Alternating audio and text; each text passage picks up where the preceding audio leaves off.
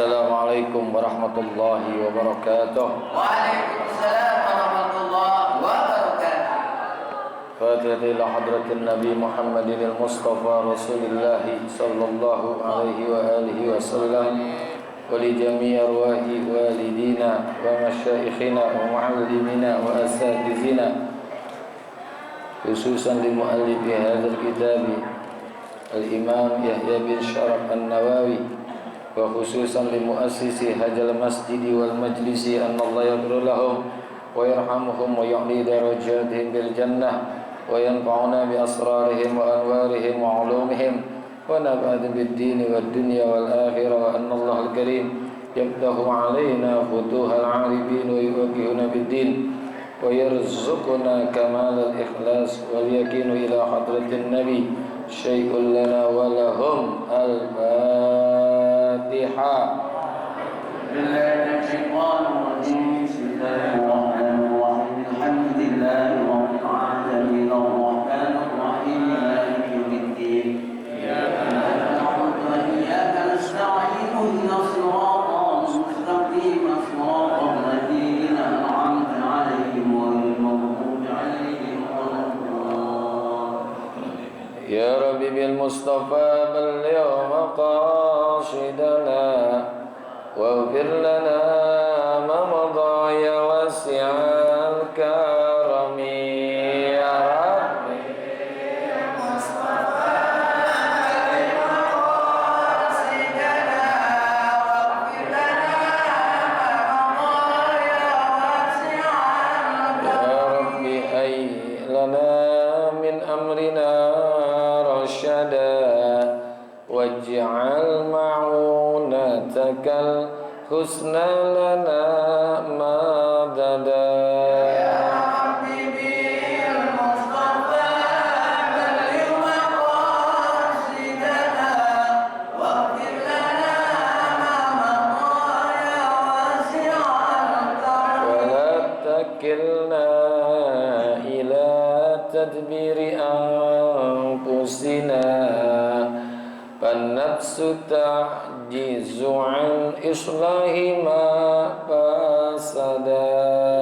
Ya Rabbi bil Mustafa balligh maqasidana waghfir lana ma madha ya wasi'al karim wa qad wajjahtu ya amali ila rajai ka wajhan sa'ilan wa yada.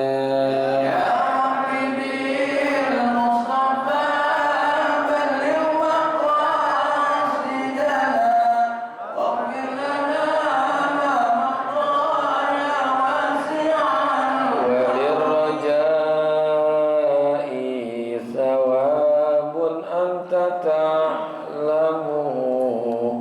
faj'al thawabi dawa masitri li abada. Ya Rabbi bil Mustafa balligh maqasidana waghfir lana ma madha ya wasi'al karam. Allahumma shalli wa sallim. Bismillahirrahmanirrahim. Alhamdulillahi rabbil alamin. Wassalatu wassalamu ala sayyidina wa maulana Muhammadin wa ala alihi wa sahbihi ajma'in, amma ba'd. Hadratil muhtaramin, para alimil ulama, para guru, para asatizah, orang tua, sesepuh dan pinisepuh, bil khusus sahibul fadilah guru kita al-mukarram wal-muhtaram Al-Faqih Haji Dr. Andes Muhammad Ja'far, yang senantiasa kita doakan beliau sehat panjang umur. Guru kita Bapak Kiai Haji Farah Furqan, Ustaz Abdul Hamid Mustafa Al-Hafiz, dan segenap pengurus Masjid Sa'adatud Darain dan pengurus Majelis Taklim Ukhuwah Islamiyah yang semoga semua dimuliakan Allah Subhanahu wa taala. Hadirin bapak-bapak, hadirat ibu-ibu yang semoga kita semua dirahmati Allah. Syukur alhamdulillah pagi hari ini kita bisa hadir kembali di majlis ini dalam rangka thalabul ilmi. Mudah-mudahan hadirnya kita mendapatkan ilmu yang manfaat, ridha dan inayat, sehat, afiat dan ibadah. Allah berikan kita selamat dari alam dunia sampai alam akhirat. Amin ya rabbal alamin. Wa bisanadil muttasili ilal imami muhadditsi rahimahullah wa adaman naf'a bihi wa bi barakati ulumihi wa bikum fid darain amin. Qala radhiyallahu ankum an Abi Muhammadil Hasan ibn Ali ibn Abi Talib Sibti Rasulillah sallallahu alaihi wasallam wa raihanatihi sallallahu alaihi wasallam qala hafiztu min Rasulillah sallallahu alaihi wasallam da ma yuribuka ila ma la yuribuk. Rawahu Tirmizi wan Nasa'i wa qala Tirmizu hadisun hasanun sahihun. An Abi Muhammadil Hasan ibn Ali ibn Abi Talib Sibtu Rasulillah sallallahu alaihi wasallam wa raihanatihi sallallahu alaihi wasallam, dari Sayyidina Abu Muhammad Al-Hasan bin Ali bin Abi Talib Sibtu Rasulillah, cucu, wa raihanatihi, dan kesayangannya Rasulullah SAW. Qala, beliau berkata, sami'tu, hafiztu min Rasulillah sallallahu alaihi wasallam, aku menghafal hadis dari Rasulullah SAW. Da ma yuribuka ila ma la yuribuka, tinggalkanlah apa saja yang meragukanmu, kerjakan apa saja yang tidak meragukan. Dalam kalimat hadis yang lain ini yaribuk, bukan yuribuk, tapi yaribuka mala yaribuka. Itu lebih bagus dengan fathah ya-nya, yaribuka mala yaribuka. Kalau di sini pakai yuribuka, tapi yang lebih sahih, lebih afsah lagi adalah pakai fathah ya, yaribuka. Ini hadis dari Sayyidina Hasan bin Ali bin Abi Talib, Sibtu Rasulillah, cucu daripada Rasul. Disebut Sibtun itu karena cucu dari jalur anak perempuan, namanya Sibtun. Kalau cucu dari jalur anak laki-laki namanya Hafidun. Hafid, beda ya. Ya sama, kalau di sini kan di Jawa ada Pak D, Pak Le gitu ya, Bu D, Bu Le. Nah ini juga di Arab, kalau cucu dari jalur anak perempuan, karena putra daripada Sayyidah Fatimah Az-Zahra, putri daripada Rasulullah, maka disebut Sibtun. Sibtun. Tapi kalau dari jalur anak laki-laki namanya Hafidun. Hafid, cucu. Cucu juga ya. Cucu kalau bahasa Jawa apa sama cucu? Putu. Enak tuh kalau dimakan putu.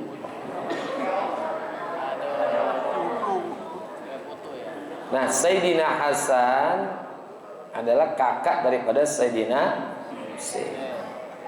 Yang lebih utama adalah Sayyidina Hasan ketimbang Sayyidina Husain. Tapi karena Sayyidina Husain itu terbunuh ketika Karbala, itu peristiwa Karbala. Maka orang-orang Rafidah Syiah itu lebih memprioritaskan Sayyidina Husain. Padahal dalam kedudukannya lebih tinggi adalah Sayyidina Hasan. Kan Hasan dan Husain. Wa raihanatihi. Ini merupakan kedua orang ini, Hasan dan Husain, itu merupakan raihana, bunga yang harum. Arti maknanya apa? Hiburan bagi Rasulullah sallallahu alaihi wasallam. Raihana. Ya, raihana itu penghibur atau kesayangannya Rasulullah sallallahu alaihi wasallam. Putra daripada Sayyidina Ali, dari juga dari Fatimah Az-Zahra. Qala, beliau berkata, hafiztu min Rasulillah sallallahu alaihi wasallam. Aku menghafal, hadis maknanya. Min Rasulillah, dari Rasulullah sallallahu alaihi wasallam, jadi kakek beliau. Da ma yuribuka ila ma la yuribuk. Tinggalkanlah hal-hal yang meragukan dirimu kepada, dan kerjakanlah apa saja yang tidak meragukan dirimu. Meninggalkannya bisa, ini makna ini, hadis ini sebetulnya keterangan dari hadis yang telah lalu nih, hadis ke-6. Kalau kita baca hadis yang ke-6, di situ ada tuh, innal halala bayyinun wa innal harama bayyinun wa bainahuma umurun mustabihat. Nah, itu sebenarnya ini keterangan penguat. Ini kan hadis Rasulullah jawami'ul kalam ini. Kalimatnya singkat tapi bermakna padat. Itu Rasulullah. Ngomongnya singkat tapi maknanya syarat dengan makna padat, ya. Kan ada orang yang ngomongnya panjang kagak ada maknanya sama sekali. Tapi kalau Rasulullah jawami'ul kalam, singkat tapi bermakna luar biasa. Dan pendek kan ucapan, ya. Da ma yuribuk ila ma la yuribuka. Artinya harus mampu meninggalkan sesuatu yang sifatnya syubhat. Baik itu makanan, bisa juga berupa perbuatan, ya. Ada makanan yang sudah jelas, ya, halalnya, ya. Baik secara zat maupun secara memperolehnya, udah jelas tuh. Nah, itu yang diambil.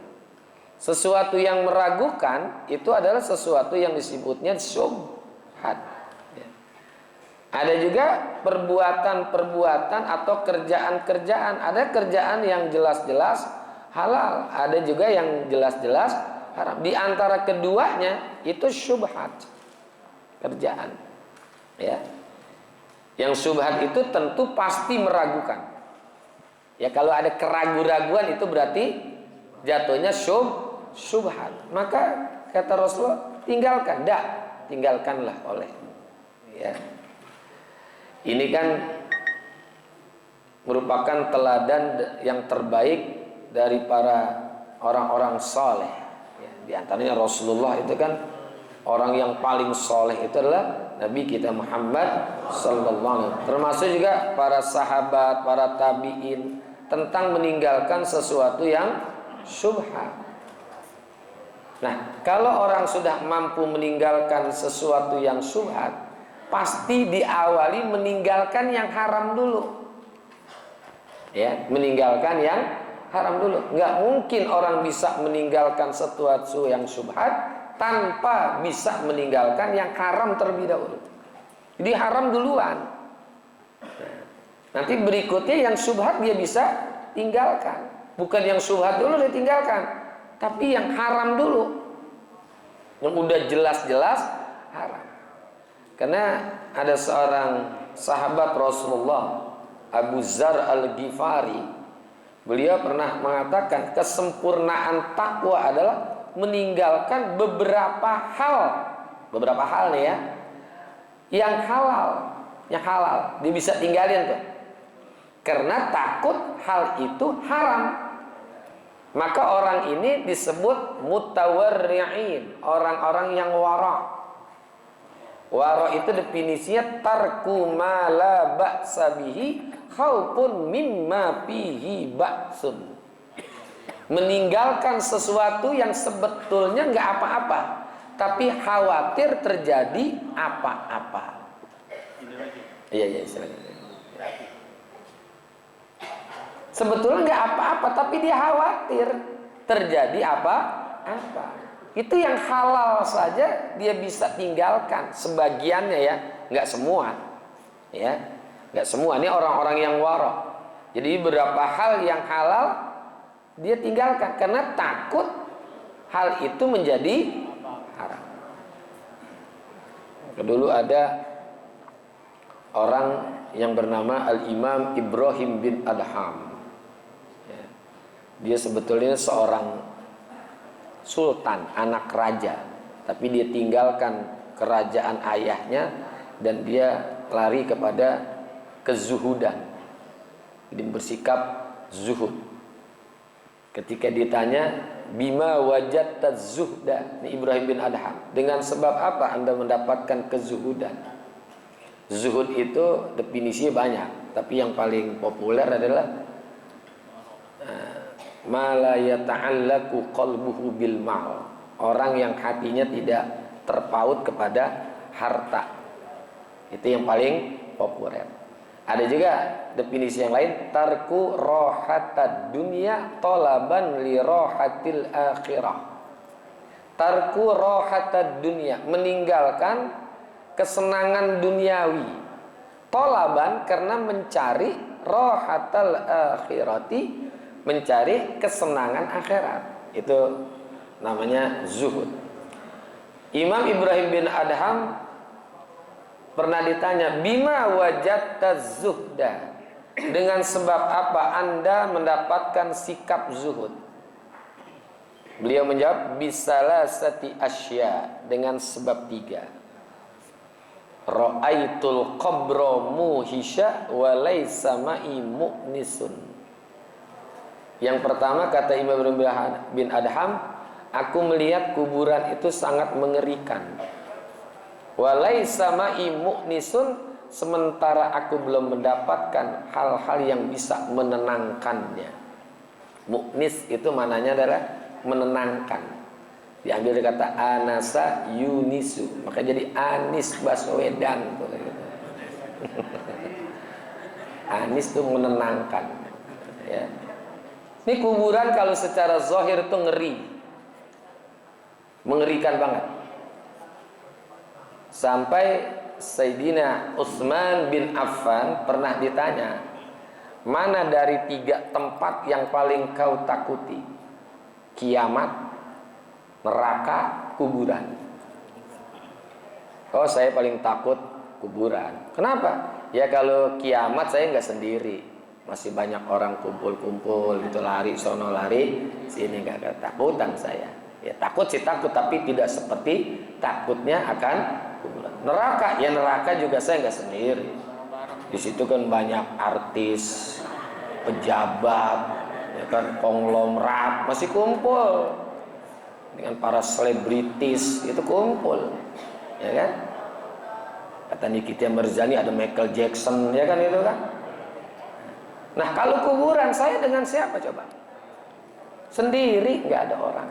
Tuh, itu jawaban Ibrahim bin Adham. Yang kedua, kata dia, ra'aitu tariqan tawilan. Aku lihat jalan itu begitu sangat jauh, maknanya ke akhirat. Walaysa ma'i zadun, sementara aku belum mendapatkan bekalnya. Ini jalan menuju akhirat panjang. Bekal. Wa tazawwadu fa inna khairaz zadid taqwa. Yang ketiga, ra'aitul jabbara qadiyan wa laysa ma'i hujjatun. Aku melihat Allah yang maha perkasa, qadiyan, akan menjadi pengadil, qadi. Wa laysa ma'i hujjatun, sementara aku belum mendapatkan alasan, maknanya jawaban pertanyaan dari Allah. Itu bakal ditanya, la tazalu qadama 'abdin hatta yus'ala an arba. Bakal ditanya 4 tuh nanti di akhirat. Kalau di kuburan 5, man rabbuka wa ma imamuka wa man nabiyuka wa ma kiblatuka wa man ikhwanuka. Itu bakal ditanya. Ya, maka kalau ketalkin orang ahlus sunnah tuh, Nahdien suka disebutin tuh, ya. Makanya bapak-bapak mumpung sebelum mati apalin jawabannya tuh ya, mumpung biar bisa jawab. Kuncinya nanti disebutin, kunci jawabannya.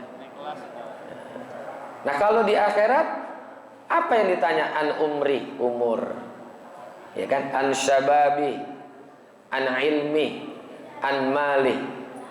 Kalau dalam urusan umur, bima abnah, untuk apa dihabiskan umur kita nih, dari mulai balik ya sampai kita meninggal tuh akan ada pertanyaan-pertanyaan ya, dari apa yang kita ucap, dari apa yang kita perbuat, dari apa yang kita lakukan, semua pasti akan ditanya. Nggak ada yang lepas dari pertanyaan tuh. Ada lagu Roma Irama, ada takkan luput sedebu perbuatan, semua diperhitungkan. Ini lagunya kan? Nah aku naon nu gelis loba nu bangor, lagunya itu. Jangan lagu kayak gitu, nggak apa-apa untuk kita mempersiapkan ya tentang umur. Yang kedua ansyababi, masa muda kita. Dari mulai umur 15 sampai umur berapa tahun tuh? Ya 35-40 lah. Ya 35 sampai 40 itu masih muda. Karena kalau sudah 40 ke sana sudah ada perubahan ya. Yang tadinya ganteng jadi kurang ganteng, yang tadinya cantik jadi kurang cantik. Ya, karena kecantikan itu tidak abadi, kegantengan juga tidak abadi. Maka cari istri yang jelek biar abadi. Dari muda jelek sampai tua juga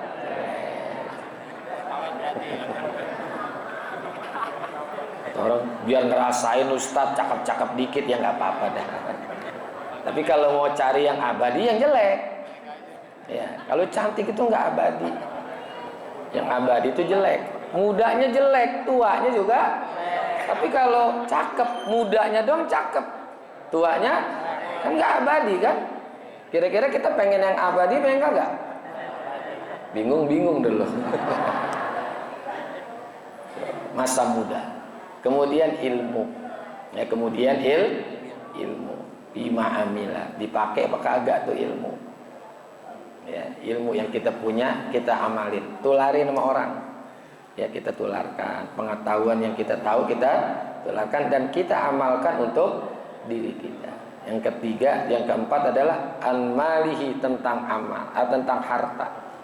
Tapi harta nggak kemana saja, tapi dari mana iktasabah wa ila aina anfaqtah, dari mana diusahakan, kemana disalurkan, dari dan kemananya ya.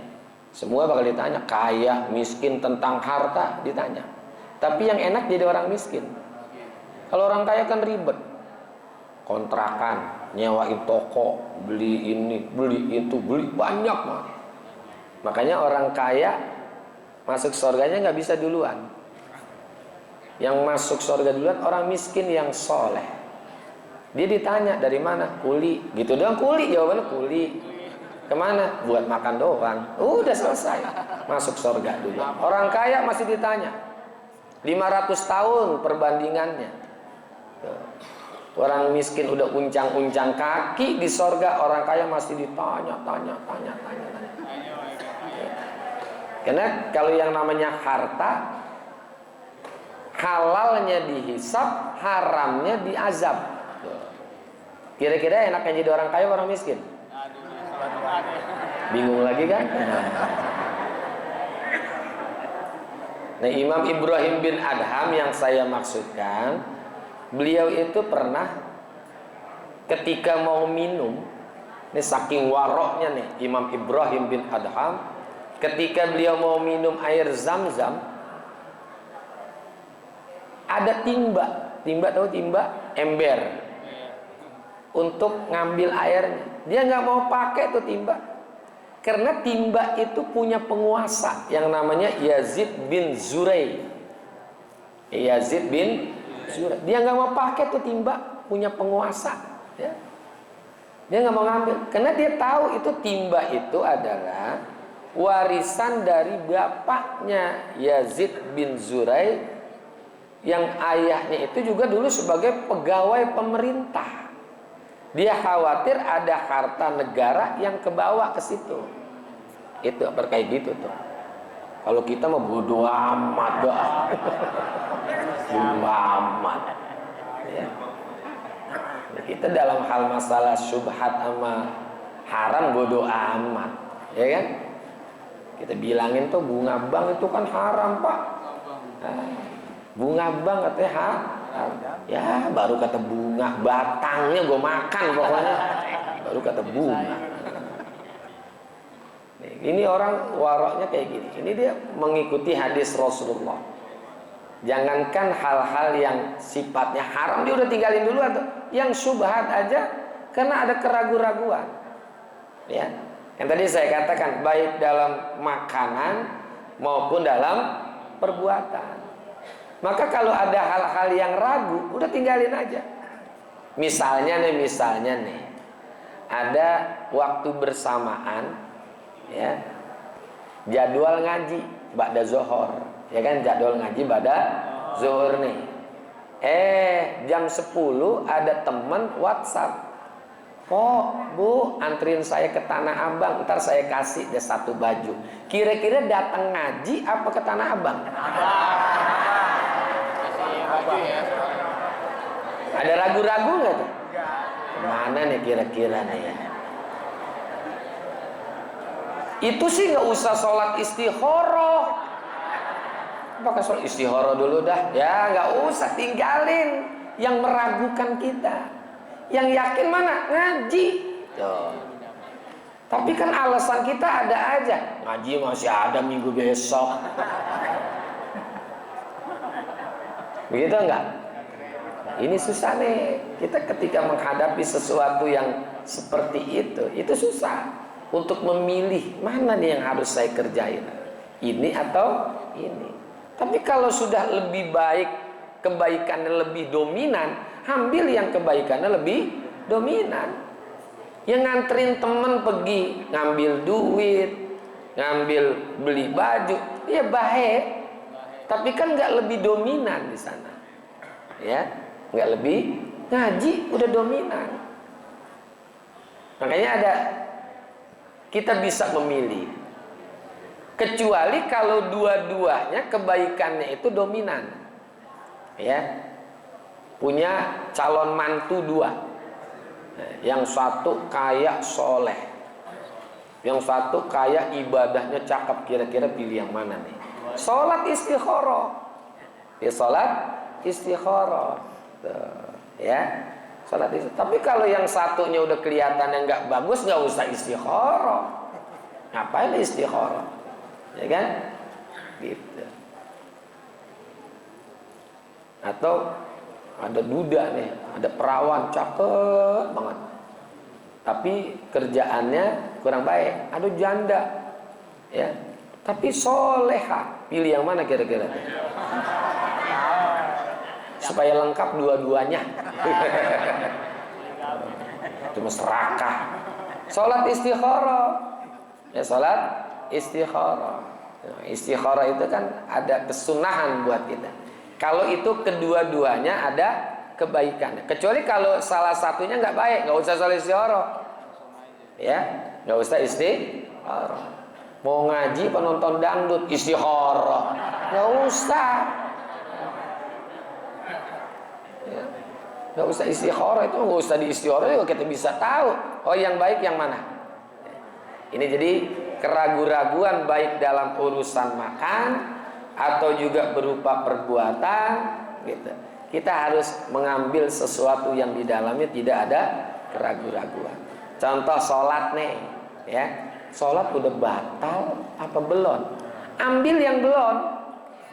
Nah, karena al yakinu la yuzalu bisyakin. Itu kan dalam kaidah fikih kan gitu. Ambil dia yang kagak batal. Kalau ada keraguan-raguan gitu, ya. Batal apa belum? Ambil aja yang belum. Ambil saja yang belum, gitu. Itu lebih bagus. Ambil yang belum batal. Tapi kalau sudah lebih banyak yakinnya batal, ya ambil yang batal. Ini kan keraguan-raguan antara batal ataupun tidak batal, gitu. Ambil yang tidak batalnya, yakin ke situ.